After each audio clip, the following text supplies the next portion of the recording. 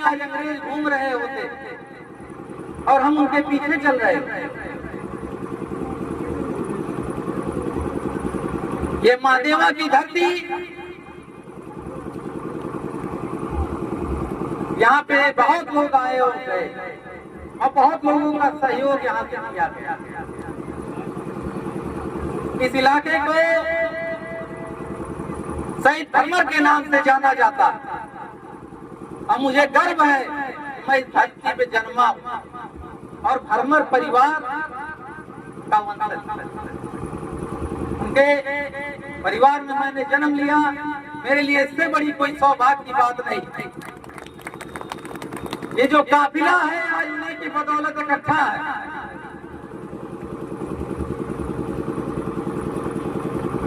यहाँ का विकास चाहे वो हमारी सपा की सरकार में आदरणीय शिवपाल सिंह यादव जी से मिलकर के हमारे क्षेत्र के लिए 7 पिलर का सबसे बड़ा पुल इतना बड़ा पुल पूरे जिले में कहीं दिया, वो हमारे गांव के रास्ते से लेके रमुआपुर तक जाता है।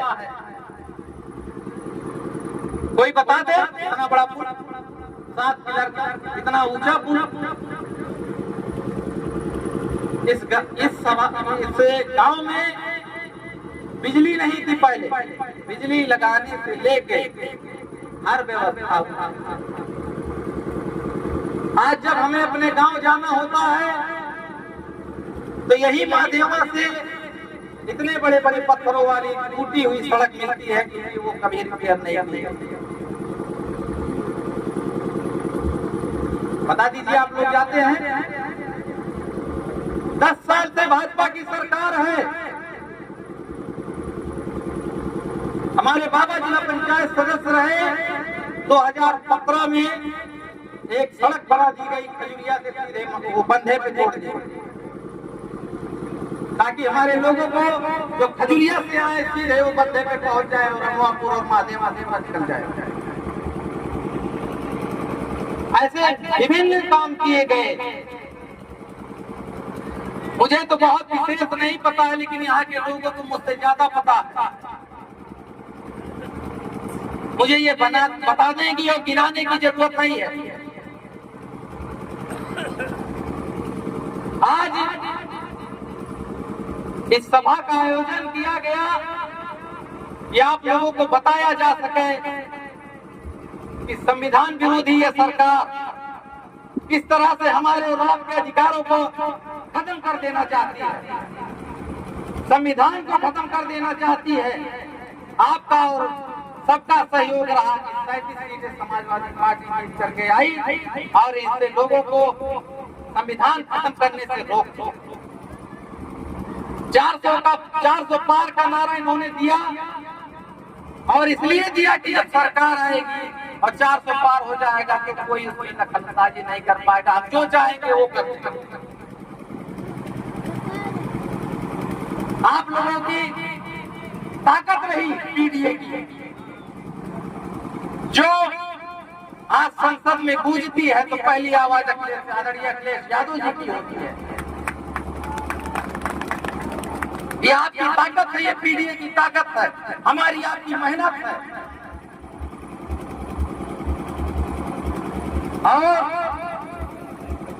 जिस तरह से इतने भव्य आयोजन कुंभ का किया गया, 40 करोड़ जनता, ऐसा आदरणीय मुख्यमंत्री जी कहते हैं कि पहुंची और 100 करोड़ की व्यवस्था की गई। अगर 40 करोड़ की व्यवस्था, अगर 100 करोड़ की व्यवस्था रही और भगदड़ हुई तो सिर्फ 30 आदमी कैसे मरे? अभी यहाँ भगदड़ हो जाए, देखिए आंकड़े छुपाए गए ताकि मुआवजा न देना पड़े, क्योंकि मुआवजा देना पड़ेगा तो सरकार के बजट में खलल हो जाएगा। अब आयोजन का डंका पूरे देश में पहुंचा और हम और आप जब यहाँ से चल करके गए, 20 किलोमीटर पैदल चले, उनके मंत्रियों के लिए वीआईपी काफिला जाता रहा और हम और आप जिन्होंने उनको वहां तक पहुंचाया, हमने तो नहीं पहुंचाया, लेकिन जो भी साथियों ने पहुंचाया, उन्होंने देखा कि किस तरह से उनके मंत्री जाते हैं और स्नान करके चले आते हैं, और आम आदमी बेचारा जो गरीब शोषित वंचित है, यहाँ से अगर किसी तरह से अपनी व्यवस्थाओं को करके और प्रयागराज पहुंच रहा तो 20 किलोमीटर दूर उसकी गाड़ी होगी, उसको पैदल जाता। हमारे बहुत सारे बुजुर्ग साथी जाते हैं, बुजुर्ग चल पाएगा 20 किलोमीटर? तो वीआईपी व्यवस्था किसकी होनी चाहिए? बुजुर्गों की, ये मंत्रियों की होनी चाहिए। उनका एक मंत्री, उनकी गाड़ी में कुछ लोग बैठ गए तो नाराज हो गए, शासन प्रशासन को डांटने लगे कि हमारी गाड़ी में कैसे आम आदमी बैठ गया, इनको उतारो फौरन। इसलिए आपने मंत्री बनाया था। मंत्री सेवा के लिए बनाए जाते हैं, नेता इसलिए होते हैं कि कोई अधिकारी आपसे बदतमीजी न कर सके, उसके ऊपर एक दबाव डालने वाला कोई। इसलिए लोकतंत्र में इसकी व्यवस्था की गई। जिस तरह आप और हम आमने सामने बैठ के अपनी बातों को रख सकते हैं, अधिकारियों के आगे जब आप जाते हैं तो अपनी बातों में हिचक पैदा होता है। इसलिए एक नेता की जरूरत होती है। अधिकारी जिस दिन फुट्टा हो गए, आजकल हो गए ना, किसकी सुनवाई होती है? किसका काम? भ्रष्टाचार इतना ज्यादा है कि बिना लेन देन के कोई काम नहीं होता।